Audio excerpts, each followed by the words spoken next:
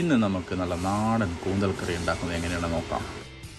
പാനിൽ വെളിച്ചെണ്ണ ചൂടാക്കുക. പിന്നെ കറിവേപ്പില, 4 സവാള സ്ലൈസ് ചെയ്തത് മീഡിയം ഫ്ലെയിമിൽ അങ്ങോട്ട് വഴറ്റുക.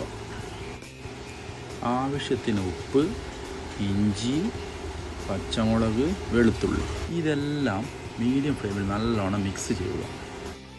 തക്കാളി 2 എണ്ണം, ആവശ്യത്തിന് മഞ്ഞൾപ്പൊടി, മുളക് പൊടി, മല്ലിപ്പൊടി ഇതെല്ലാം ചേർത്ത് നല്ലോണം മിക്സ് ചെയ്യുക. നമ്മുടെ മസാല റെഡി.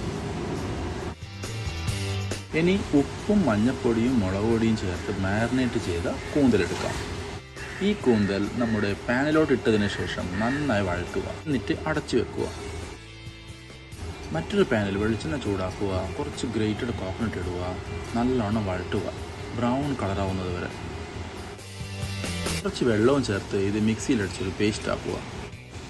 ഈ പേസ്റ്റ് നമ്മുടെ കൂന്തലുള്ള പാനിലോട്ട് ചേർക്കുക. എന്നിട്ട് നല്ലോണം വഴറ്റുക.